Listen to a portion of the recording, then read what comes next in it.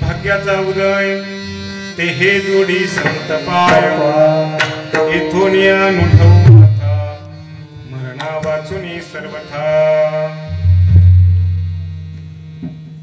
16 वर्षांपासून आपला हा अखंड हरिनाम सप्ताह चालू आहे। या वर्षी हे 17वे वर्ष आहे। योगायोगानं जगद्गुरु संत तुकोबरायांच्या वैकुंठ गमनाला 375 वर्ष पूर्ण होत आहेत आणि या वर्षीच्या या दुसऱ्या कीर्तन सेवेसाठी तुमच्या समोर मी उभा आहे। निवडलेला अभंग जो आहे तो अभंग जगद्गुरु संत तुकोबरायांचा छोटेखानी संतपर प्रकरणातला मार्मिक असा अभंग आहे। विठला विठला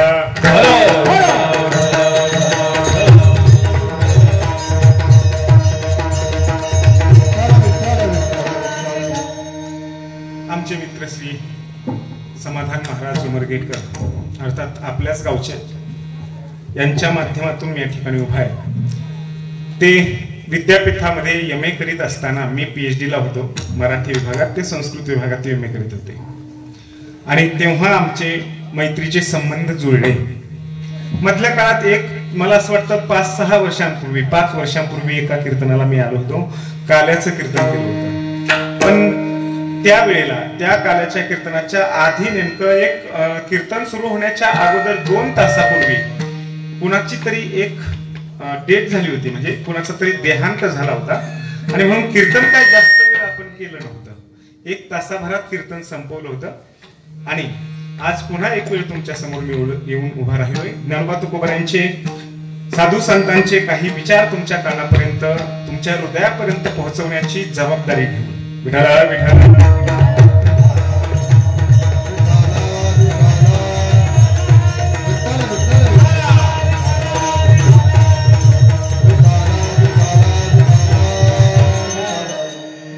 आणि या कार्यक्रमासाठी या सगळ्या सप्ताहासाठी आपण सगळेजण या ठिकाणी उपस्थित आहात। ही सगळी टाळकरी मंडळी, आवाज जसा होता ना अगोदर तसा करा, परत बिघडला तो आणि एकदा लावला ना बोट घालूच नको। विठला विठला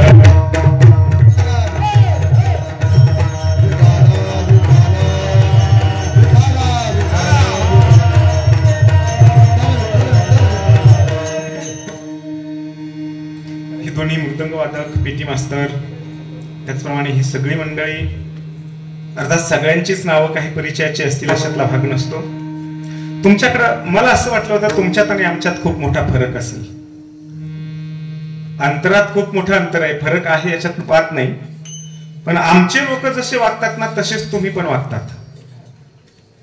तुमच्याकडे काही सुधारलेले असतील असं मला वाटलं होतं। जसे आम्ही आहोत ना, म्हणजे आमच्याकडचे जसे लोक आहेत ना, कीर्तन सुरू झाल्याच्या नंतर हळूहळू हळूहळू येण्याची चाल आहे आमच्याकडं। इकडे तसंच आहे ना, श्याम महाराज ना, श्याम महाराज आमच्याकडे जर म्हटलं ना रामराव, तर श्यामराव नाही म्हणत नाही, रामराव चला ना कीर्तनाला, कीर्तन उभं राहिलं. रामराव म्हणतात नाही, अजून बुवा यायचा आहे. बुवा आला, बुवा आल्याच्या नंतर कीर्तन सुरू झालं. कीर्तन सुरू झालं, पुन्हा म्हटलं ना रामराव चला कीर्तनाला. नाही, अजून त्याचं ते रूपावळीचं का काहीतरी ते अभंग व्हायचा आहे. तो अभंग झाल्याच्या नंतर पुन्हा म्हटलं रामराव चला ना कीर्तनाला. कीर्तन सुरू झालं, रूपावळीचा अभंग झाला, चला कीर्तनाला. नाही नाही, त्या दोघांचं इवळायचं झाल्याशिवाय जायचंच नाही. इतके लाबाड आहेत लोक. म्हणजे ही इवळणं नव्हं, ही चाल म्हणजे इवळणं नव्हं. गायनाच्या अंगामध्ये किती ताकद असते हे महाराष्ट्रीयन समाजाला सांगायची गरज नसावी.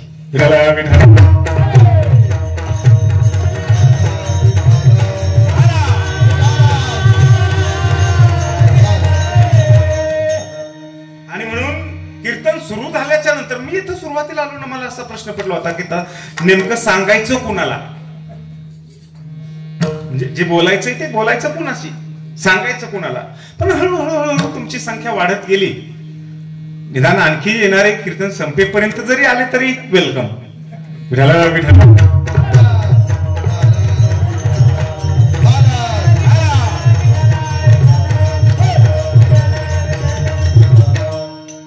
आणि म्हणून हा जो अभंग या ठिकाणी आपण म्हटला गेलाय, आपण गायला आहे, जगद्गुरु संत तुकोबऱ्यांचा 4 चरणाचा छोटेखानी असा हा अभंग. भाग्याचा उदय तेहे जोडी संत पाय, येथून या नुठो माथा मरणा वाचुनी सर्वथा. ज्या मातीत, ज्या भूमीत आपण राहतोय ना, ती भूमी खूप पवित्र आणि पावन आहे. माऊलींसारख्या, तुकोबऱ्यांसारख्या, नामदेव महाराजांसारख्या अनंत आणि अनेक संतांनी या मातीतून जन्म घेतलाय. भाग्यवान आहेत आपण. या मातीत आपल्याला जन्म घ्यायला मिळणं, त्या मातीत त्यांचे विचार आत्मसात करायला मिळणं, त्यांच्या विचारांची करंगळी धरून चालायला मिळणं, त्यांच्या पावलावर पाऊल ठेवून चालायला मिळणं. शब्द नाही का? त्यांच्या पावलावर ज्या वाटेनं ते गेलेत ना, माऊली तुकाराम महाराज आधी करून ते आहेत ना, ज्या वाटेनं ते गेलेत ना त्याच वाटेनं चालायला मिळणं, त्यांच्या करंगळीला धरायला मिळणं, हे लहान भाग्य नाहीये. हे लहान भाग्य नाही, त्याच्यासाठी पुण्यच असावं लागतं. जर काही पुण्य नसेल तर चांगली माणसं मिळत नाही, चांगली वाट मिळत नाही, चांगलं मार्गदर्शन कुणी करणारं मिळत नाही, चांगलं सांगणारं कुणी मिळत नाही. ज्या अर्थी मिळतायत ना, ज्या अर्थी आपल्याला चांगल्या लोकांच्या करंगळीला धरायला मिळतंय ना, ज्या अर्थी चांगल्या लोकांच्या पाठीमागे चालायला मिळतंय ना, त्या अर्थी 100% असं समजावं की आपल्या पूर्वजांनी आपण काहीतरी पूर्वीच्या काय आयुष्यामध्ये पुण्य केलेलं असेल. ते तेव्हा केलेलं पुण्य, पुण्य फळले बहुधा.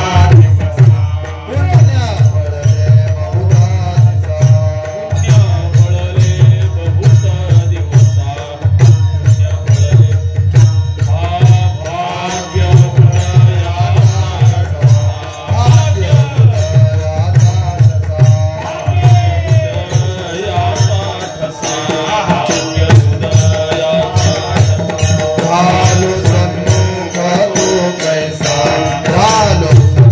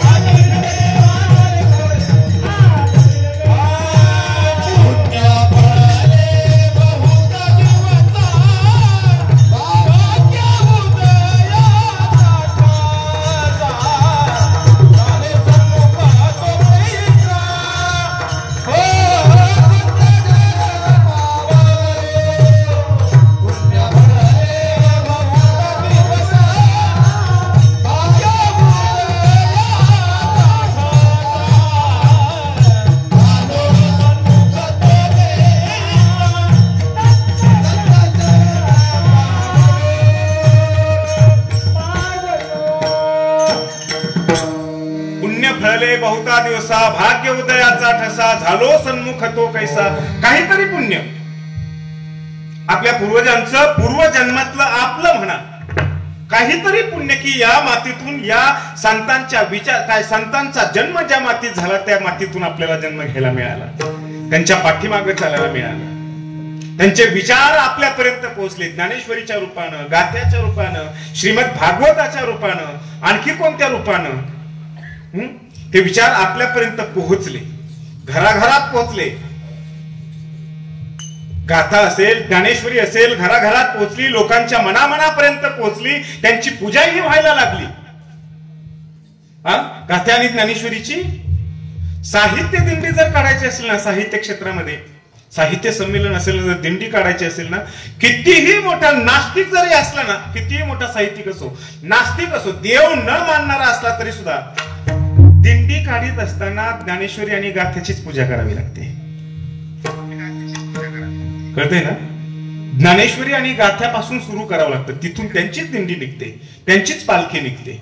आणि म्हणून ज्ञानेश्वरीच्या आणि गाथ्याच्या रूपानं महाराष्ट्राला इतका मोठा ठेवा लाभला. ती ज्ञानेश्वरी, तो गाथा गावागावातून अशा सप्ताहांच्या माध्यमातून पारायण व्हायला लागले. आपल्याकडे पारायण आहे का? काय ज्ञानेश्वरीचं का गाथ्याचं? गाथ्याचं असेल, ज्ञानेश्वरीचं असेल. गावागावातून पारायण व्हायला लागले, गाथ्याची भजनं व्हायला लागले. नीट आहे का हे वाक्य? आता पारायण व्हायला लागले, गाथ्याचे भजनं व्हायला लागले, देव्हाऱ्यापर्यंत ज्ञानेश्वरी आणि गाथा गेला, त्यांच्या पूजाही व्हायला लागल्या. पण पारायणाच्या आणि पूजेच्या पलीकडे आपण जाईनातच. कळतंय? पारायण आणि पूजा करण्यातून ज्ञानोबारायांना, तुकोबारायांना त्यांच्या गाथ्याची, ज्ञानेश्वरीची पूजा करण्यातून किती समाधान मिळत असेल मला माहित नाही. ज्या दिवशी आपण ज्ञानेश्वरी वाचायला घेऊ ना, त्या दिवशी माऊलींना समाधान वाटत असेल. आणि नुसतं वाचायलाच नाही तर आणखी त्याच्याही पुढे जाऊन एक प्रदक्षिणा जपाची आहे, इथपर्यंत ठीक आहे. बाहेरून करीती या माऊली म्हणतात, एक ते श्रवण मिशे छाया सेविती याची, ऐकायचा प्रयत्न करतात.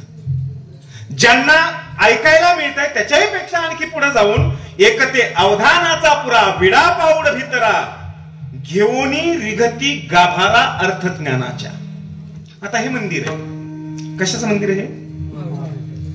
मारुतीचं ना, समोरचं विठ्ठल रुक्मिणीचं. आता हे मारुतीचं किंवा समोरचं विठ्ठल रुक्मिणीचं मंदिर आहे. अशी कल्पना करा, मंदिराच्या जवळ आपण आलोत, मंदिराच्या आवारात आलोत, या मंदिराच्या आवारात आलोत. आवारात आल्याच्या नंतर आतमध्ये गेलो नाही का? आतमध्ये प्रवेश केलेला नाही, पण फक्त मंदिराच्या आवारात आलोत. आवारात येऊन बाहेरूनच खूप वेळ आहे, गर्दी आहे असं समजू आपण, वेळ कमी आपल्याकडे, आवारात तर आलोत, गर्दीत घुसायची हिंमत नाहीये, वेळ कमी आहे, म्हणून आपण काय केलं, बाहेरच्या बाहेरच मंदिराला एक प्रदक्षिणा मारली. मंदिरात गेलो नाही, देवाचं दर्शनही घेतलं नाही, पण बाहेरच्या बाहेरच एक प्रदक्षिणा मंदिराच्या बाहेरूनच मारली आणि निघून गेलो. ती प्रदक्षिणा म्हणजे पारायण आहे. बाहेरच्या बाहेर मारलेली प्रदक्षिणा म्हणजे पारायण आहेत. बर, त्याच्यापेक्षा आणखी दुसरा टप्पा आहे. प्रदक्षिणा मारण्याच्या ऐवजी आणखी थोडासा वेळ तुमच्याकडे आहे. तुम्ही मंदिराच्या सभा मंडपात गेलात, मंदिराच्या मूर्तीपर्यंत नाही गेलात, मूर्तीचं दर्शन नाही घेतलं, पण सभा मंडपात गेलात आणि लांबूनच देवाला हात जोडले, त्याचा चेहरा दिसला, त्याला मुखदर्शन असं म्हटलं जातं. बरोबर ना? पंढरपुरात आणखी कुठे असेल मुखदर्शन असतं, मुखदर्शन घेतलं आणि बाजूला निघून गेलात. मुखदर्शन या शब्दाचा अर्थ आहे ज्ञानेश्वरी आणि गाथ्याविषयी, गाथ्याच्या ज्ञानाविषयी, त्याच्या अभंगाविषयी, ओव्यांविषयी कोणाच्या तरी कीर्तनकाराच्या मुखातून ऐकणं. त्याच्यापेक्षा आणखी तिसरा टप्पा आहे. मंदिराची प्रदक्षिणा एक पहिला टप्पा, दुसरा टप्पा मंदिराच्या गाभाऱ्यात प्रवेश करणं, तिसरा टप्पा गाभाऱ्यात गेल्याच्या नंतर भगवंताच्या पायावर डोकं ठेवून नमस्कार करणं. बरोबर ना? गाभाऱ्यात गेल्याच्या नंतर पायावर डोकं ठेवून नमस्कार दर्शन करणं, पायावर डोकं ठेवून नमस्कार करणं, दर्शन करणं या शब्दाचा अर्थ आहे त्याचा अर्थ समजावून घेण्याचा प्रयत्न करणं. गाथा, ज्ञानेश्वरी, त्या ओव्या, ते अभंग, ते गीता या सगळ्या शब्दांचा अर्थ समजावून घेण्याचा प्रयत्न करणं. अर्थ समजावून घेणं म्हणजे डायरेक्ट पायावर डोकं ठेवणं. इथं संपतं का? मंदिरात गेलो तर मंदिरात गेल्याच्या नंतर देवाच्या पायावर दर्शन ठेवलं, डोकं ठेवलं, दर्शन घेतलं, इथंच तो भाग संपला का? काय शिल्लक राहतं बरं? आणखी एक गोष्ट शिल्लक राहते. पहिला टप्पा प्रदक्षिणा करणं, दुसरा टप्पा गाभाऱ्यात जाणं, सभा मंडपात जाणं, तिसरा टप्पा देवाच्या पायावर डोकं ठेवणं, आणि चौथा टप्पा जो शेवटचा आहे देवाशी एकरूप होणं. देव पहावया गेलो तर देवाची होणी ठेलो. आम्ही मी आणि तो परमात्मा दोन नसून एकच आहोत हा अनुभव येणं हा शेवटचा टप्पा आहे. ज्ञानोबा म्हणतायत अर्थ ज्ञानाच्या गाभाऱ्यात गेल्याच्या नंतर पै निजबोधे उराउरी भेटती आत्मया श्रीहरी. निजबोधे म्हणजे तो देव आणि मी हे दोन नसून एकच आहोत हा निजबोध आहे. आणि या निजबोधानं उराउरी भेटती आत्मया श्रीहरी मोक्ष प्रसादी सरी सर्वाही अति. आपण बाहेरून जरी प्रदक्षिणा करीत असलोत ना, माऊली म्हणतात काही हरकत नाही, निदान बाहेरून का होत नाही करता येत, पण तिथंच थांबू नये. प्रदक्षिणा करण्यापर्यंतच थांबू नये, नुसतं पारायणापर्यंतच थांबून चालणार नाहीये, तर अर्थज्ञानाच्या गाभाऱ्यात जाऊन त्याच्याशी एकरूप होण्याचा प्रयत्न करणं गरजेचं आहे. विठला विठला.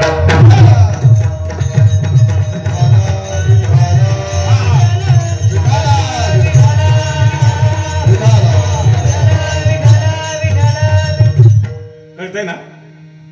एकरूप होण्याचा ते काहीतरी अंतःकरणामध्ये ते ज्ञान साठवण्याची गरज आहे, आत्मसात होण्याची गरज आहे. ज्ञान लाभणं हा एक टप्पा आहे. शब्द नीट ऐकताय ना? ज्ञान लाभणं, मिळणं, ज्ञानेश्वरीच्या गाथ्याच्या कोणत्याही ग्रंथाच्या रूपानं ज्ञान मिळणं हा एक टप्पा आहे. त्या ज्ञानाचा वापर करता येणं हा दुसरा टप्पा आहे. साध्या भाषेत सांगू, काही काही माणसांकडे पैसे खूप असतात हो, खूप पैसे असतात, वापरताच येत नाहीत. कळतंय ना? खूप पैसा असतो म्हणजे काही शब्दात, म्हणजे आपल्या शब्दात सांगायचं ना, जाळता जळत नाही एवढी श्रीमंती असते, वापरताच येत नाही. म्हणजे आमच्या गावातला प्रसंग सांगतो. 35 लाख रुपये एका माणसाच्या खात्यावर होते. किती? 35 लाख रुपये. आणि झाला निमोनिया. निमोनियात गेला ना माणूस, निमोनिया झाला, लवकर फक्त औषधोपचार केले नाही, होईल बरं होईल बरं होईल बरं. काय करायचं त्या 35चं? काय करायचं पैशाचं?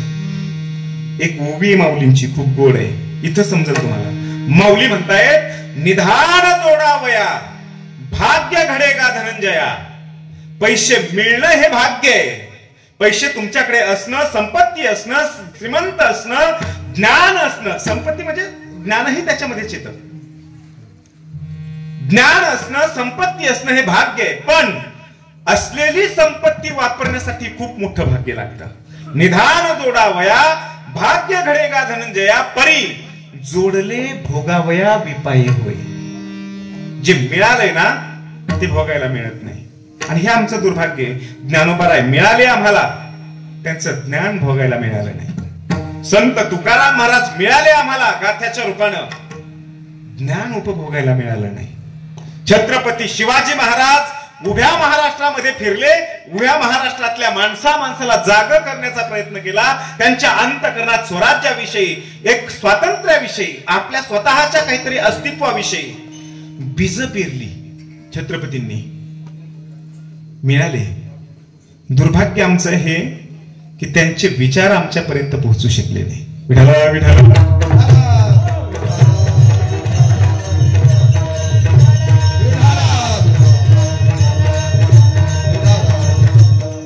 पाठीमागे 2 वर्षांपूर्वी जालन्याकडे एक कीर्तन होतं. जालन्याच्या पलीकडे 20-25 किलोमीटरवर, जालन्याच्या पलीकडं. आणि 19 फेब्रुवारीला 19 फेब्रुवारी म्हणजे काय परवा? शिवजयंती. पोरांना विचारलं ना मी, शिवजयंती. लेकरांना माहीत असतं हे सगळ्या गोष्टी, आणि फक्त त्यांना उजाळा द्यावा लागतो. त्यांना विचारलं ना की ते थोडेसे बरे लगेच प्रफुल्लित होतात. विठाला विठाला.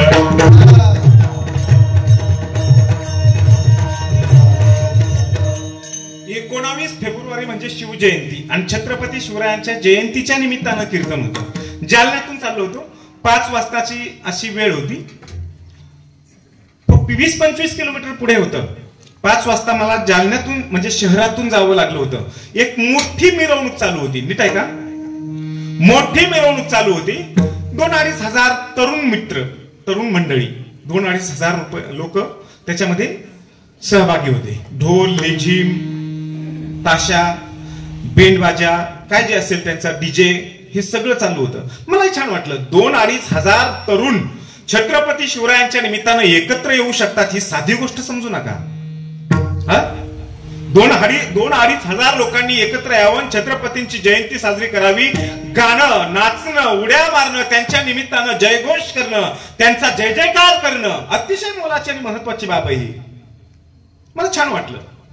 ती रॅली म्हणजे ती मिरवणूक तोडून समोर जाण्यापेक्षा, म्हणजे अर्ध्यातून तोडून मध्येच गाडी घालण्यापेक्षा मला असं वाटलं थोडस बाजूला उभं राहून मिरवणूक एकदा जाऊ देऊ, लांबून पाहू, आणि लांबून पाहून ती मिरवणूक गेल्याच्या नंतर मग निघून जाऊ. योगायोगानं ती मिरवणूक चालू असताना अचानकपणे त्या मिरवणुकीच्या शेजाराहून एक युवती, एक मुलगी चालली होती. 20-22 वर्षांची एक युवती चालली होती. तिला पाहिल्याच्या नंतर त्या नाचणाऱ्या टोळक्यांमधून एका मुलानं शिळ फुकली. शिळ फुंकणं माहितीये काय? शिटी वाजवली. पुढं काय झालं याच्याशी मला काय घेणं देणं नाही, पण माझ्या डोक्यात विचार सुरू झाले. तिथून निघालो, गावात गेलो, कीर्तनाला उभा राहिलो, कीर्तनाला सुरुवात झाली तरी माझ्या डोक्यातलं ते जाईनाच. छत्रपती शिवाजी महाराज त्यांची जयंती चालू आहे, त्यांच्या जयंतीची मिरवणूक चालू आहे, त्या मिरवणुकीमध्ये नाचणं गाणं चालू आहे, आणि एवढं सगळं असताना सुद्धा ज्या छत्रपतींच्या मिरवणुकीत, ज्या छत्रपतींच्या जयंतीच्या मिरवणुकीत नाचणं गाणं चालू आहे ना, छत्रपतींचा जर विचार करावा तर एक दिवस असा आला होता त्यांच्या जीवनात, एक प्रसंग असा आला होता. कल्याणच्या सुभेदाराची सून छत्रपतींना कोणीतरी जिंकल्याच्या नंतर नजराणा म्हणून पेश केली, पाठवली, बरोबर ना?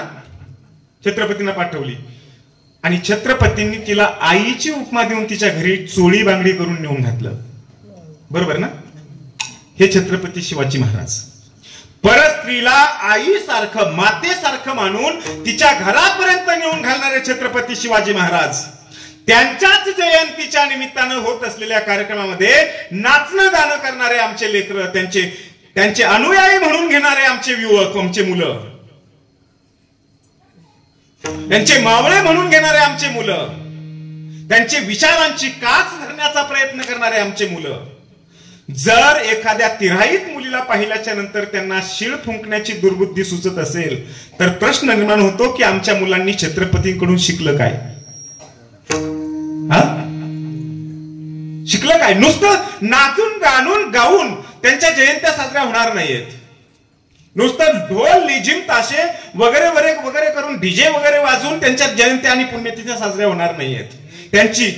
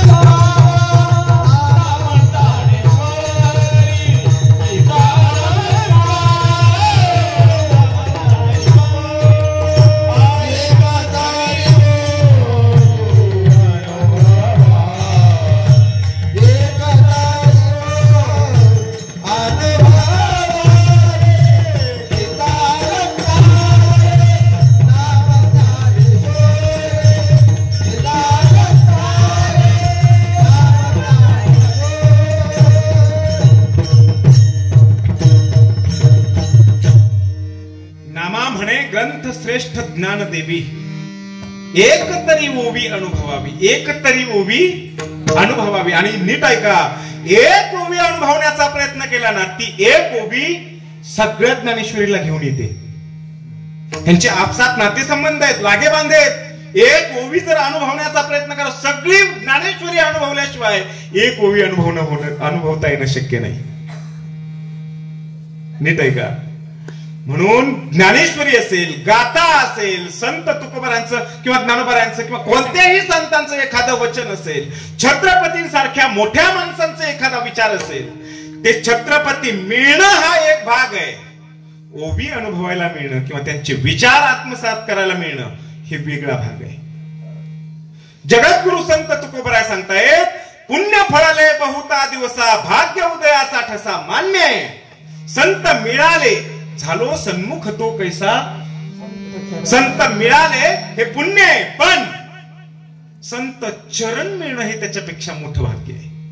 चरण शब्दाचा अर्थ आहे ज्ञान. चरण म्हणजे उभं राहण्याचे पाय नाही. चरण शब्दाचा अर्थ आहे ज्ञान. ज्ञान मिळणं, संत मिळणं हा छोटा भाग आहे. ज्ञान मिळणं अतिशय मोठा भाग, लांबचा भाग आहे. आता एक तुम्हालाच प्रश्न विचारतो मी. ज्ञानोबारांच्या बरोबर, तुकोबारांच्या बरोबर राहिलेले, वागलेले सगळे माणसं, सगळ्यांना ज्ञान आत्मसात करायला मिळालं का? मिळालं का? नाही ना मिळालं. नाही ना मिळालं. ज्या माणसानं, एक प्रकांड विद्वान म्हणून ज्यांच्याकडे आपण पाहतो, वेदांचा गाढा अभ्यास ज्यांचा होता, वेद मुखोद्गत असलेले, शास्त्रीय असलेले रामेश्वर भट्ट, सरते शेवटी पुन्हा एक वेळ त्या अनगडशाह फकीराच्या बाबतीत तो एक प्रसंग घडला म्हणून जाऊ द्या, पण त्या प्रसंगापर्यंत त्या रामेश्वर भट्टांना तुकोबाराय कळाले होते? कळाले होते? आयुष्य तुकोबारांच्या संगतीमध्ये गेलं तरीही ज्ञान मिळालं. संत तुकाराम महाराज मिळाले पण कळाले नाही. का? मिळण्यापुरतं भाग्य होतं हे ठीक आहे, पण ज्ञान मिळालं नाही, तिथं भाग्य आडवं आलं.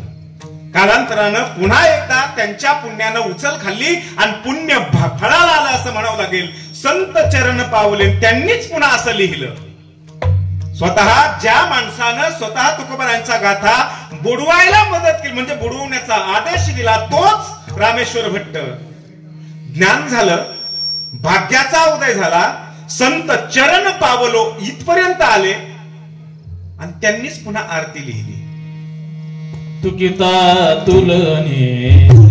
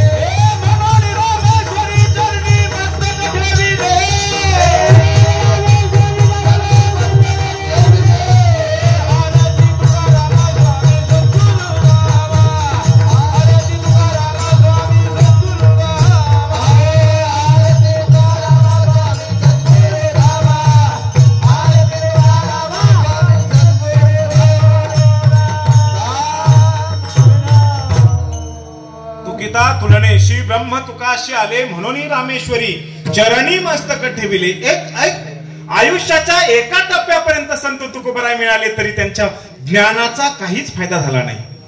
का? पुण्य नव्हतं.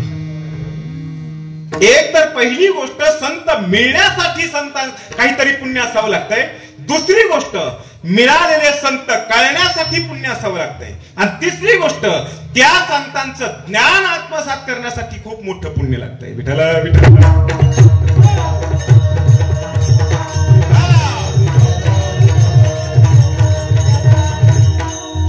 रामायण ऐकलंय तुम्ही? रामायण ऐकलंय ना? माहितीये ना रामायण?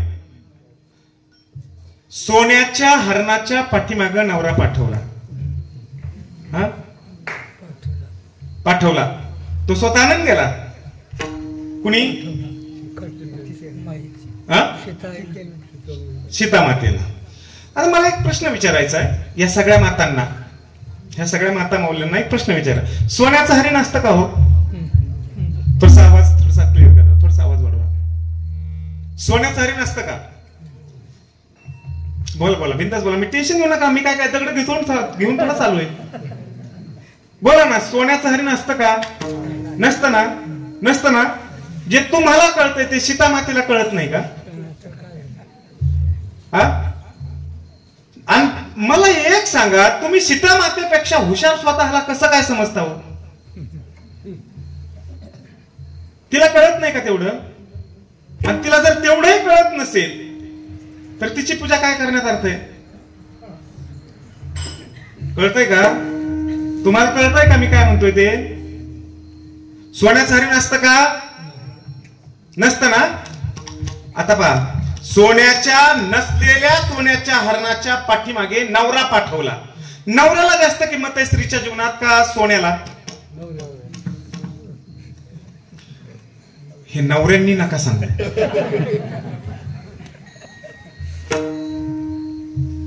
खूप वाटतं आपल्याला की आपल्याला खूप किंमत आहे. किती कळतंय कुणास ठाऊक एक वाक्य. खरं सांगा, नवऱ्याला जास्त किंमत आहे का सोन्याला? आम्ही भ्रमात आहे की नवऱ्याला असं वाटतं आम्हाला. कुणाला? मगाशी 4-5 लग्न झालेले पुरुष एकत्र आले होते. मग त्यांनी आपापले मन व्यक्त करायला सुरुवात केली. बरोबर ना? खरं सांगा, नवऱ्याला का सोन्याला? यांच्या काळात नवऱ्यालाच होती. नवऱ्याला का सोन्याला? नवऱ्याला. काय वाटतं? आता बोलत जा. ऐकायला येते खालपर्यंत? शेवटपर्यंत ऐकायला येते का? तुम्ही काहीतरी बोलल्याशिवाय पुढे जायचंच नाही. आता नवऱ्याला का सोन्याला? का दोघालाही नाही? कळू दे ना ह्यांना पण, यांची किंमत कळू दे ना. काय किमतीची आहे ते कळू दे ना यांना. कुणाला? नवऱ्याला की सोन्याला?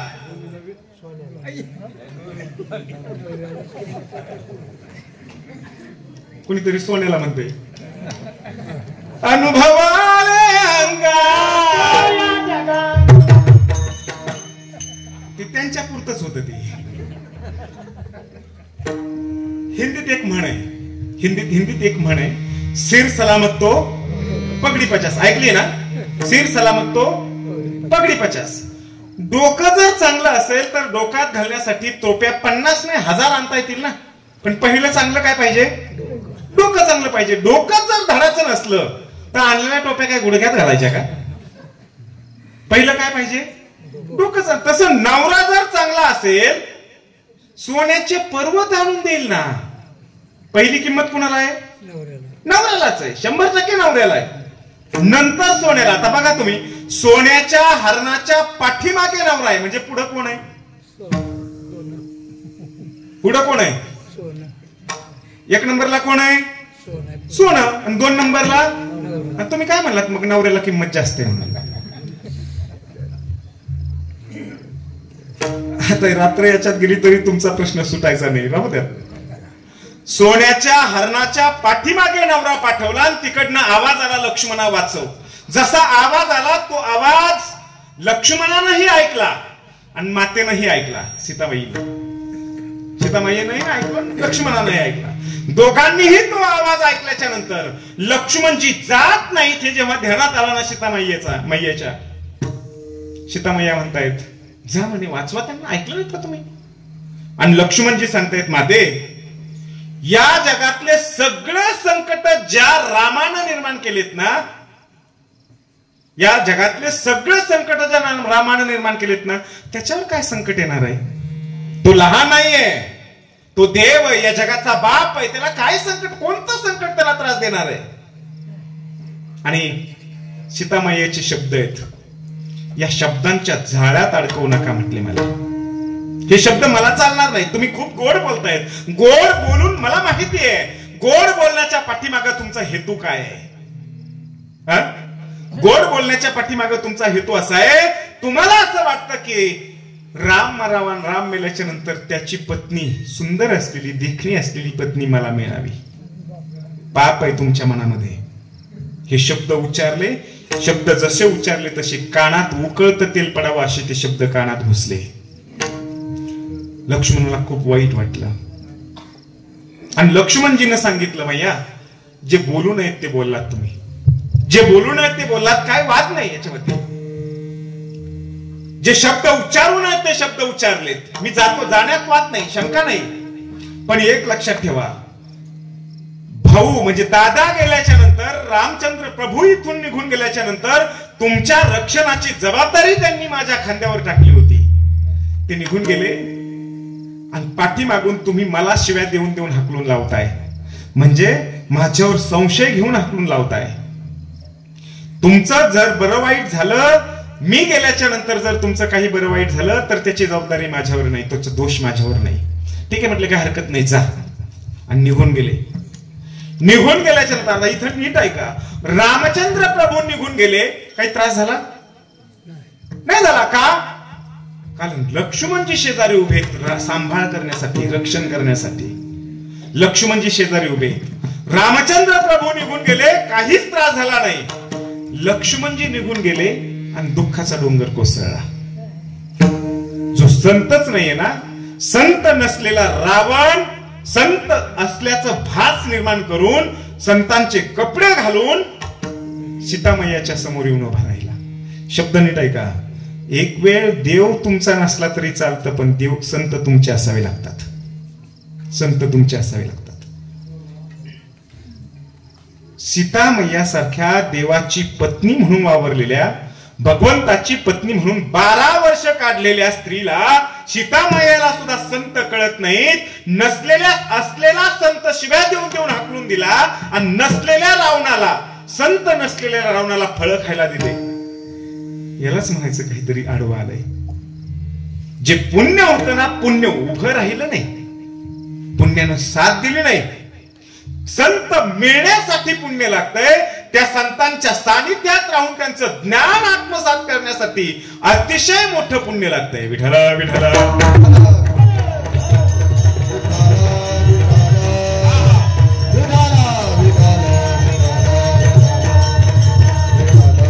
म्हणून ज्ञानोबा असतील, तुकाराम महाराज असतील, कोणतेही संत असतील, या जगातल्या सगळ्या संतांच्या सानिध्यामध्ये कितीतरी लोक आले, काहींचा उद्धार झाला, काहींचा झाला नाही.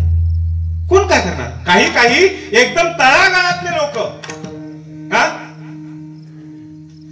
जनाबाई सारखे, कान्होपात्रासारखे, चोखोबारायांसारखे, चोखोबारायांच्या पत्नी सारखे लोक, शाळा शिकलेले नाहीत, कुठं कोणाच्या आश्रमात राहिलेले नाहीत, कुठल्या एखाद्या संस्थेत शिकलेले नाहीत, फक्त नामचिंतन करीत राहिले, माऊलींच्या करंगळीला धरलं आणि ते संत म्हणून घडले. याला म्हणतात भाग्य, उदयाचा ठसा, याला म्हणतात भाग्य. आणि कितीतरी लोक असे आहेत त्यांच्याही सानिध्यामध्ये, कितीतरी लोक होते की त्यांच्यावर संशय घेतला. रेड्याच्या मुखातून वेद बोलवले हे ज्ञानोबा आहे, भाग्य ते रेड्याचं. पण रेड्याच्या मुखातून वेद बोलवले, त्याच सभेमध्ये वेद पाठांतरात असलेले लोक सुद्धा ज्ञानोबारावर संशय घेत होते. तिथं पाप आडवं आलं. विठला विठला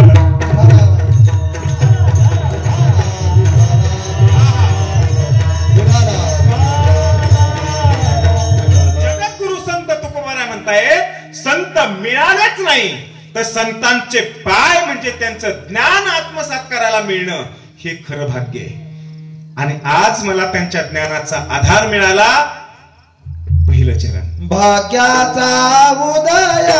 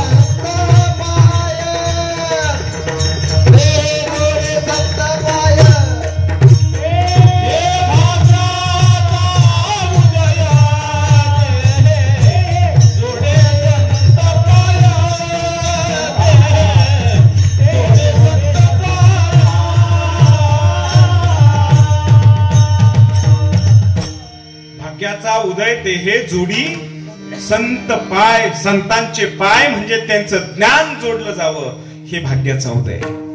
ज्ञानेश्वरी मिळाली, नुसतं मिळणं हे भाग्य जरी असलं तरी सुद्धा ती वाचायला मिळणं, वाचल्याच्या नंतर अनुभवायला मिळणं, त्या ज्ञानेश्वरीच्या एका एका ओवीचा विचार करीत करीत तद्रूप होण्याचा प्रयत्न करणं.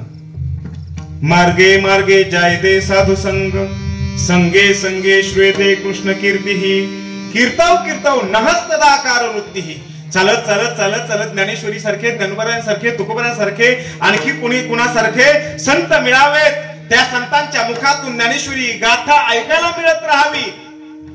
मार्गे मार्गे जायते साधू संग, संगे संगे श्वेते कृष्ण कीर्ती, कीर्तव कीर्तव ते ऐकत ऐकत नहस्तदाकार वृत्ती. आमची अंतःकरण वृत्ती तदाकार व्हावी, परमात्म रूप व्हावी. आणि नुसती अंतःकरण वृत्ती तदाकार होण्यातच तिथंच थांबून चालणार नाही, आणखी पुढे जाऊन आम्ही स्वतःच परमात्म रूप व्हावं.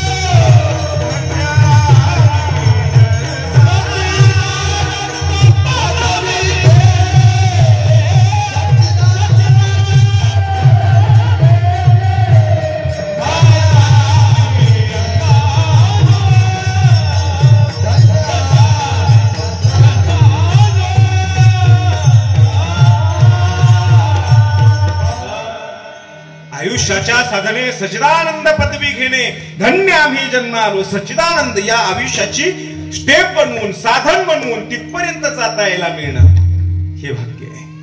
धन्य आम्ही जन्मालो.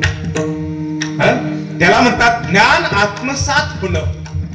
ज्ञान मिळणं नव्हं, ज्ञान आत्मसात होणं. विठ्ठल विठ्ठल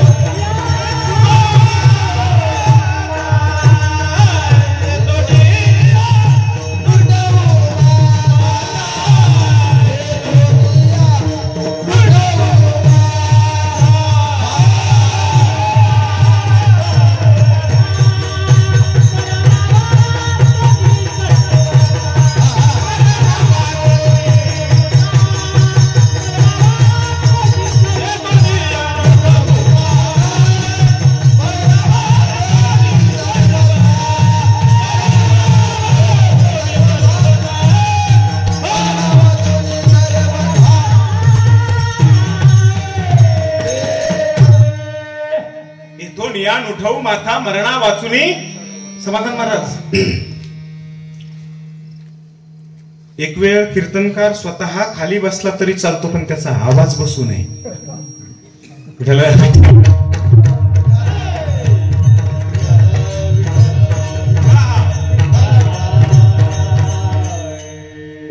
इथून या नुठवू माथा मरणा मेलो तरी चालेल. एकदा ज्ञान मिळालं ना, ज्ञानापासून बाजूला जायचा काय संबंध आहे? ज्ञानापासून ते ज्ञान सोडून आपला माथा बाजूला जाऊन नुठवू याला म्हणतात निष्ठा. माथा म्हणजे हे डोकं नाही, हे डोकं नाही. माथा या शब्दाचा अर्थ आहे मन, बुद्धी, चित्त आणि अहंकार या चौघा जणाला माथा असं म्हणतात एकत्रित. अंतःकरण म्हणजेच माथा. हे चौघ मन, बुद्धी, चित्त आणि अहंकार एकदा का ज्ञानेश्वरीकडे किंवा गाथ्याकडे मन, बुद्धी, चित्त आणि अहंकार लागलं ना, इथून या नुठवू माथा मेलो तरी चालेल. गेल्या 2 वर्षापूर्वी कोरोना आला. 2020 लाच ना, 20 ला कोरोना आला. कोरोना आल्याच्या खूप लोकांना कोरोना, कितीतरी लोकांनी जीवही सोडला. बरोबर ना? कितीतरी घटना आणि कितीतरी उदाहरणं असे घडले की दवाखान्यात गेल्याच्या नंतर दवाखान्यातल्या डॉक्टरांनी कितीतरी लोकांना सांगितलं, रामराव तुम्हाला कोरोना झाला की. मग आणि जर पुन्हा रिकवर व्हायचं असेल, पुन्हा जर पूर्वस्थितीला यायचं असेल आणि नीट जर चांगलं जर जगायचं असेल तर तुम्हाला मांसाहार करावा लागेल. मांसाहार कितीतरी रामरावनी माळी तोडल्या हो, कितीतरी लोकांनी माळी. फक्त डॉक्टरांनी म्हणायची गरज, नुसतं म्हणायचं रामराव तुम्हाला कोरोना झालाय आणि इथून पुढे खायला सुरुवात करा, लगेच माळ काढून मोकळे. पण तरीही कितीतरी लोक असे होते, डॉक्टर काय डॉक्टरच्या बापानं जरी सांगितलं तरी त्याला असं सांगितलं डॉक्टरांना सुद्धा, त्या लोकांनी अरे आज नाही पिढ्यानपिढ्यांची माळ आहे, हात बाटलेलं नाही, हाड सुद्धा बाटलेलं नाही. नाहीतरी जर माळ काढून मांस खाऊन जर जगायचं असेल, तसलं जगण्यापेक्षा मेलं तर काय वाईट आहे. या निष्ठेनं काही काही लोक राहिले. तसं मांस खाऊन जगण्यापेक्षा मेल्यापेक्षाही वाईट जगण्यापेक्षा मेलेलं काय वाईट आहे. याला म्हणतात निष्ठा. निष्ठा मेलो तरी चालेल पण त्याला शिवणार नाही. मरणा वाचुनी येथून या नुठवू माथा. एकदा माऊलींच्या तुकोबरायांच्या विचारांची करंगळी धरली ना, एकदा आपण त्यांच्या पावलावर पाऊल टाकून चालायला लागलोत ना, वाट सोडायचा काय संबंध आहे. सुख मिळू नाही तर नाही दुःख मिळू, काय मिळायचंय ते मिळू. येथून या माथा टेकवायला एकदा टेकवलाय ना, एकदा टेकवलेला माथा पुन्हा उचलायचा संबंध नाहीये. याला म्हणतात निष्ठा. विठाला विठाला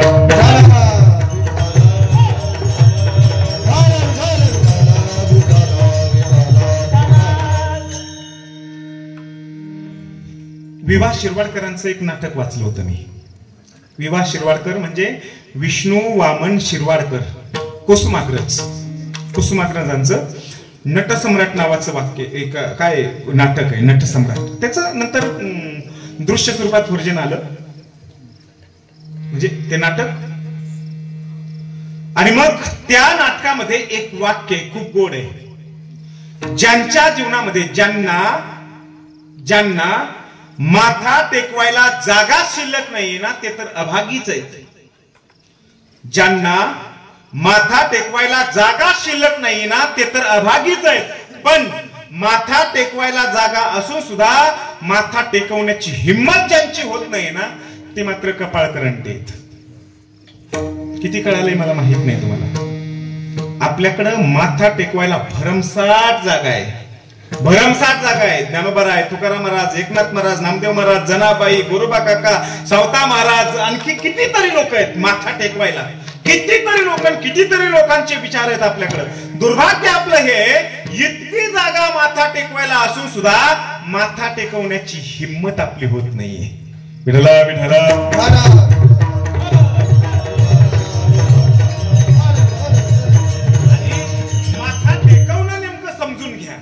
माथा टेकवणं या शब्दाचा अर्थ आहे निरहंकार होऊन लीन होणं, समर्पित होणं. निरहंकार होऊन मी नाहीच, तुम्हाला जे करायचंय ते कर. तुम्हीच आहेत सगळे. याला म्हणतात निरहंकार होणं, माथा टेकवणं.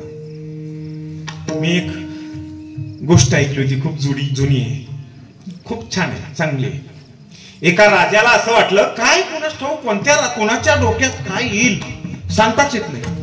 राजाला असं वाटलं, गावातले जेवढे विद्वान आहेत ना, आपल्या नगरीतले, राज्यातले, त्या सगळ्या विद्वानांना बोलून घ्यावं. आदल्या दिवशी दौंडी दिली, निरोप पाठवला गेला सगळ्यांना. आणि दौंडी दिल्याच्या नंतर सगळे 500-700 विद्वान 700 विद्वान तिथे उपस्थित झाले राजदरबारामध्ये. पाय ठेवायला जागा नाही, जिकडे तिकडे विद्वानच. आणि सगळं जमा झाल्याच्या नंतर राजानं अनपेक्षितपणे प्रश्न विचारला, अरे किती लोक आहेत? म्हटले 700 आहेत. सर्वांना बोलवा. आले, सगळे आले ना. आल्याच्या नंतर प्रश्न विचारला, अरे मला देव पाहायचा आहे, कोण दाखवतंय? कळतंय ना मी काय म्हणतोय? प्रश्न विचारला, मला देव पाहायचा आहे, दाखवतं कोण? सगळे एकमेकाकडे पाहायला लागले. एकाएकाचा नंबर लागला. सगळ्यांनी सांगायला सुरुवात केली, देव असा आहे, देव तसा आहे, देव अमुक आहे, विठ्ठल जळी स्थळी भरला, विरता ठाव नाही मुरला, मायकात देव आहे, माणसात देव आहे, मातीत देव आहे, दगडात देव आहे. राजा म्हटला, सांगू नका, दाखवा. दाखवा. ऐकून ऐकून तुम्ही सांगितलं ना, आम्ही ऐकलं. आजपर्यंत असंच आयुष्य गेलंय, कानाचं पार वाटोळ झालंय ऐकत ऐकत. आता आज मला ऐकायचं नाहीये, आज मला पाहायचंय देव कसा आहे. पाहायचंय म्हटल्याच्या नंतर दाखवता कोणाला येतोय? शाब्दिक विद्वान, शब्द विद्वान आणि शब्दांच्या मध्ये अडकलेल्या आणि बाकीच्या अनुभवी लोकांच्या मध्ये हाच फरक आहे. अनुभवी लोक डायरेक्ट साक्षात्कार करू शकतात, शब्दज्ञानामध्ये अडकलेले लोक फक्त शब्दावरच जातात. देव असा आहे, देव तसा आहे, सुंदर रीती ध्यान, उभे विटेवरी, रूप पाहता लोचनी, राजस स्वप्ना, पांडुरंग कांती दिव्यते. सांगू नका, दाखवा. सांगू नका. सगळ्यांचा नंबर झाल्याच्या नंतर राजाने सांगितलं, हे पहा, आज पहिला दिवस आहे, तुम्हाला माहित नव्हतं नेमकं काय होणार आहे, काय प्रश्न विचारणार आहे माहित नव्हतं. पण उद्याच्याला पुन्हा दरबार भरेल आणि दरबार भरल्याच्या नंतर उद्या 10 वाजता जर तुम्हाला देव नाही दाखवता आला तर एकाएकाचं मुंडकं कापलं जाईल. जा. निघून गेले. मोकळा श्वास घेतला. म्हटले, निदान आज तरी वाचलोत आपण. नुसते निघून गेले नाही, बऱ्याच लोकांनी, बऱ्यापैकी सगळ्या 100%च्या 100% लोकांनी, म्हणजे 700च्या 700 लोकांनी राज्य सोडून दिलं, दुसऱ्या राज्यात निघून गेले. दुसरा दिवस उजडला. रात्रीतून निघून गेलेले विद्वान, दुसरा दिवस उजडला. 9 वाजले, 10 वाजले, एकही विद्वान आला नाही. 10:30 वाजले, एकही यायला तयार नाही. 11 वाजले तरी कोणीच आलं नाही. आणि मग राजानं द्वारपालाला विचारलं, काय रे, विद्वान आले नाहीत का? त्यानं सांगितलं, म्हटले, राजेसाहेब नाही आले. का?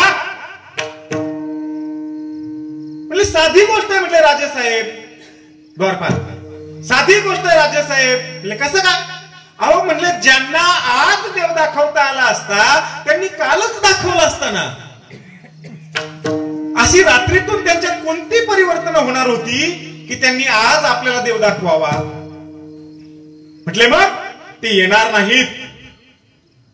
येणार नाहीत म्हटले. का? गेले म्हटले ते. पण राजेसाहेब, कोण बोलत हे? कोण बोलत हे? द्वारपाल. दारात उभा राहणारा द्वारपाल म्हणतोय, राजेसाहेब, जर तुम्हाला देव पाहायचा असेल, विद्वान तर आले नाहीयेत, पण देव पाहायचा असेल तर मी दाखवू का? कोण बोलतंय हे? द्वारपाल. 80 वर्षांचा म्हातारा द्वारपाल, दररोज काठी घेऊन उभा राहणारा दरवाजामध्ये, तो द्वारपाल म्हणतोय, मी दाखवू का देव?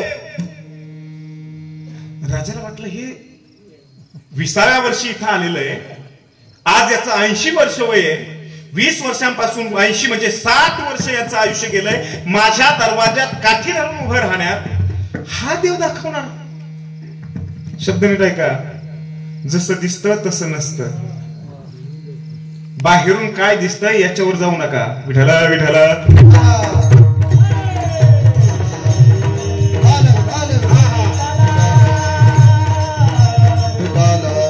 पण राजा म्हटला, अट मान्य आहे ना? नाही देव दाखव दाखवता आला तर मुंडकं कापलं जाईल. काय हरकत नाही म्हणले, कापा, बिंदास कापा मुंडकं, उडवा. म्हटले दाखव देव.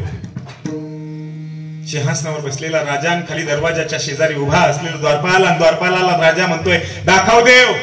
आणि द्वारपाल त्याला उत्तर देतो, राजे साहेब, एवढ्या छोट्याशा गोष्टीनं देव दाखवता येणार नाही. प्रश्न विचारणारे तुम्ही आहेत, उत्तर देणारा मी आहे. प्रश्न विचारणारा आणि उत्तर देणारा हा गुरु असतो, प्रश्न विचारणारा हा शिष्य असतो. पहिल्यांदा तुम्हाला माझं शिष्यत्व पत्करावं लागेल, गुरु म्हणून माझा स्वीकार करावा लागेल. आणि शब्द नीट ऐका, एवढ्यावरच भागणार नाही राजे साहेब. गुरु खाली उभा जमिनीवर आणि शिष्य वर सिंहासनावर बसलेला, असा व्यवहार नसतो.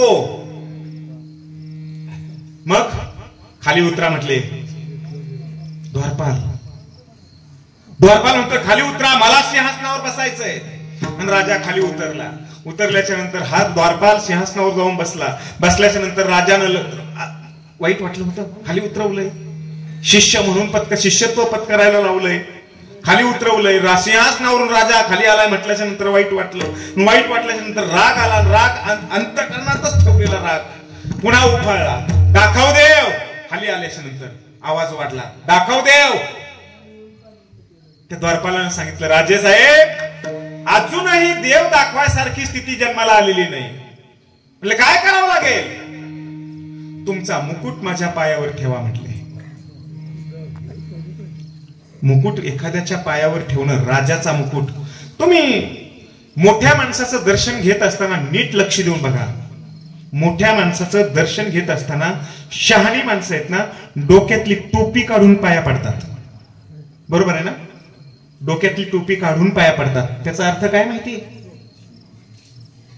तुम्ही मोठे आहात, मी लहान आहे. ही टोपी म्हणजे आमचं अस्तित्व तुमच्या पायावर आहे, असा त्याचा अर्थ आहे. पाया डोक्यावरचा मुकुट काढायचा आणि पायावर. माऊलींचा एक अभंग आहे महाराज, पाहे पा ध्वजेचे चिरगुट, राया जतन करिता कष्ट. 75 वर्ष झाले आपले. 75, आता 75 पेक्षा जास्त झाले, 2-3 वर्ष. नरेंद्र मोदी साहेबांनी एक योजना आणली होती, एक कल्पना आणली होती आपल्याकडं 75च्या निमित्तानं, स्वातंत्र्य दिनाच्या. घर घर तिरंगा. तुम्हाला माहितीये का तिरंगा म्हणजे नेमकं काय बरं? जो तिरंगा, जो झेंडा आहे 26 जानेवारी किंवा 15 ऑगस्टला जो झेंडा फडकला जातो, तिरंगा, लाल केशरी पांढरा आणि खाली हिरवा, असंच असतं ना? वर हिरवा, वरती केशरी, मध्ये सफेद पांढरा आणि खाली हिरवा, असा असतो ना तो तिरंगा. जर चुकून वरचा केशरी खाली आणि खालचा हिरवा वर गेला तर ज्यानं झेंडा फडकवलाय त्याच्यावर देशद्रोहाचा गुन्हा दाखल होतो. नुसत्या झेंड्याचं हे महत्व आहे. झेंडा जर नीट विचार केला तर झेंडा म्हणजे काय? चिरकुटच ना. तुमच्या अंगावरच्या कपड्याला जी किंमत आहे ना, तेवढीच किंमत चिरकुटाची येते. पण काय, ते तिन्ही कलर एकत्र आले ना तर त्याची किंमत वाढते. जर ते 3 कलर वेगवेगळे असले, लाल, केशरी, पांढरा आणि हिरवा, हे कलर जर वेगळे वेगळे असले ते चिरकुट रूपाने जर असेल ना, तर तुमच्या अंगावरच्या कपड्याची जितकी किंमत आहे त्याच्यापेक्षाही कमी किंमत त्या चिरकुटाची आहे. पण ते तिन्ही चिरकुट अर्थात तिन्ही कलर एकत्र आले आणि त्याचा ध्वज जर तयार झाला, मग मात्र अख्ख्या देशाची जितकी किंमत आहे ना तितकी एका ध्वजाची किंमत आहे. नाही अपमान होऊ देता येत त्याचा. सगळा देश खापला तरी चालेल, पण झेंडा पडला नाही पाहिजे. विठाला विठाला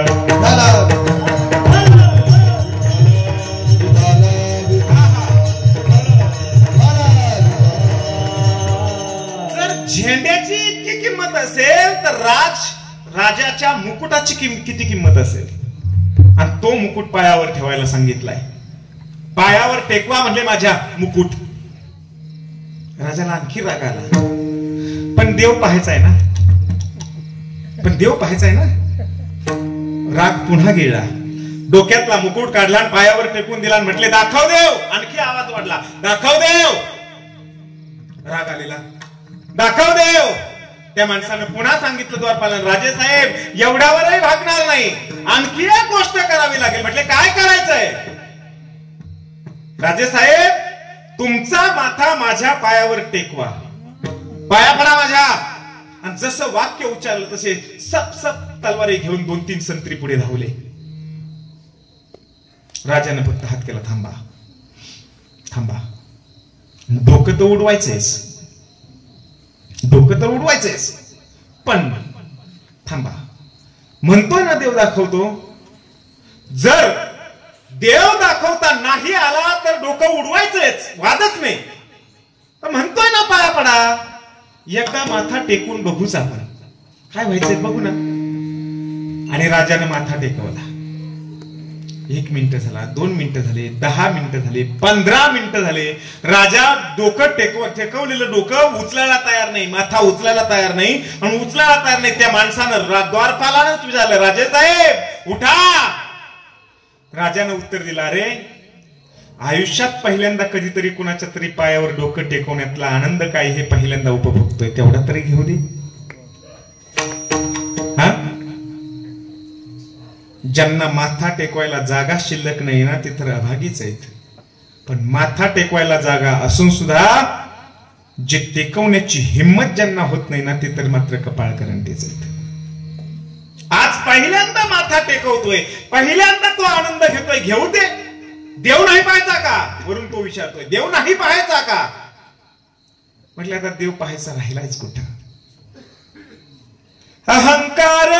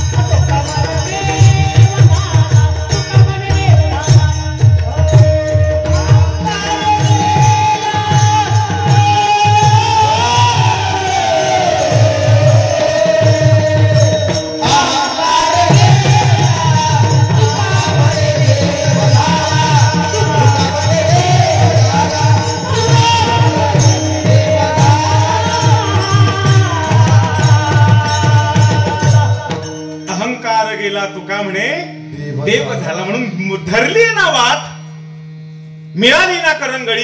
एकदा लागलोत ना ज्ञानेश्वरीच्या नादी, गाथ्याच्या नादी. आज नाही उद्या कधीतरी माऊली मांडीवर घेतीलच, कधीतरी तुकाराम महाराज आपल्या माथ्यावरून हात फिरवतीलच, ही अपेक्षा असावी लागते. येथून यान उठवू माथा, मेलो तरी चालेल पण मांडी सोडणार नाही. मरणा वाचून सर्वथा. आणि मग असं वागत असताना मनाला सांगावं लागतं. लोक नावं ठेवतात, शिव्या देतात, याला काय अक्कल आहे म्हणतात, याला काही कळत नाही, घरादाराचं वाटोळ केलं, काही बोलणारे भरपूर असतात. आपल्या मनाला सांगावं लागतं, होई बळ, जग असंच आहे. माझ्या मना रे तू धीट, होई बळकट माझ्या मना रे तू धीट. आणि शेवटी संत तुकोबाराय म्हणतायत, तुमची हीच निष्ठा तुमच्या फळाला येते. शेवटचं चरण तुकाला लोटांगणे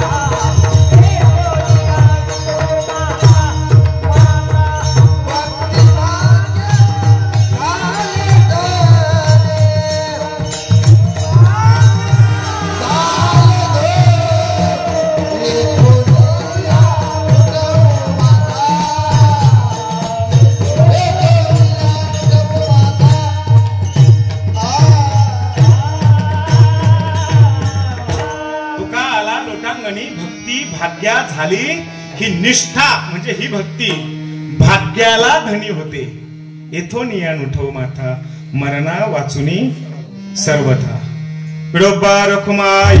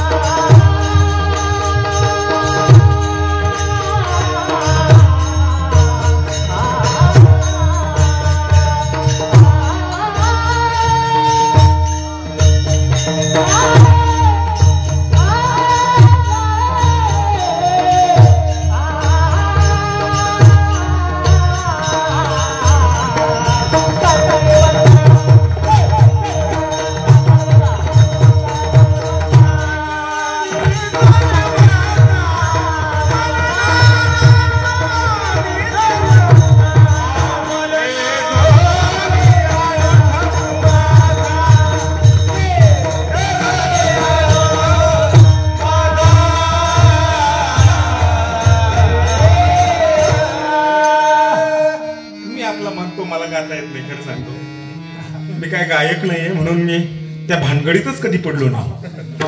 आणि म्हणून तुमचे सर्वांचे मी मनातून आभार मानतो. माईक सिस्टम, दोन्ही मृदंग वादक, ही सगळी टाळकरी मंडळी, हरिभक्तपरायण शौकत महाराज जे आपल्या परिसरात आणि परिसरातच नव्हे तर महाराष्ट्रात गाजलेलं नाव आहे, त्याचप्रमाणे हरिभक्तपरायण श्री समाधान महाराज. मला खूप समाधान वाटलं मगाशी त्यांच्या गुरुकुलावर जाऊन मी पाहिलं, त्यांच्याकडं 25 मुलं राहायला आहेत, शिकायला आहेत. खरं तर अशा पद्धतीनं वारकरी संप्रदाय जाऊ द्या, पुढे चालून हे मुलं खूप मोठे कीर्तनकार होतील आणि खूप मोठा महाराष्ट्र गाजवतील अशी अपेक्षा सोडून द्या. पण निदान भविष्य काळामध्ये हे मुलं त्यांच्या आईवडिलांना शिव्या तर द्यायचे नाहीत ना. हे संस्कार त्यांना देणं गरजेचे आहेत. आज हे संस्कार त्यांना ज्ञानेश्वरी, त्यांना ज्ञानोबाराय, तुकाराम महाराज, आपले मोठे लोक काय केले, त्यांनी कसं वागलंय, हे संस्कार त्यांच्या हृदयापर्यंत जाणं गरजेचं आहे. आता आज इतकी स्थिती अतिशय भयानक आहे ना आपली. लहान लहान 5वी 6वीचे लेकर सुद्धा तंबाखून गुटख्याच्या मागे लागले. तो 10वी 12वीच्याच त्यांचा तर विचार करावा ना, दारू, गांजा.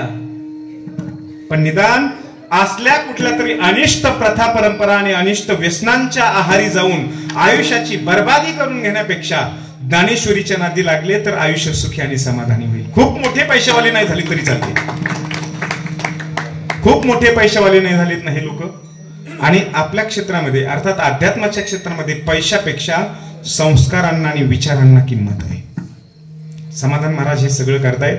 तुमच्या सगळ्यांचं, आपलं गावकरी मंडळीचं सहकार्य त्यांच्या पाठीमागे, अशाच पद्धतीनं तुमचे आशीर्वाद आणि सहकार्य त्यांच्या पाठीमागे राहील अशी अपेक्षा व्यक्त करतो. आणि तुमच्याच परिसरातली ही मुलं आणखी अवस्थेनं उंच जावीत अशी एक बाबांच्या अर्थात माऊलींच्या तुकोबरायांच्या चरणावर प्रार्थना करतो, भगवान बाबांच्या चरणावर प्रार्थना करतो आणि शब्दांना विराम देतो. थोडीशी वेळ जरी झाला असला तर मी सुरुवात करायला वेळ केली, मी तरी काय करणार नाही का, म्हणून दिलगिरी व्यक्त करतो, शब्दांना विराम देतोय. विठ्ठल जय जय.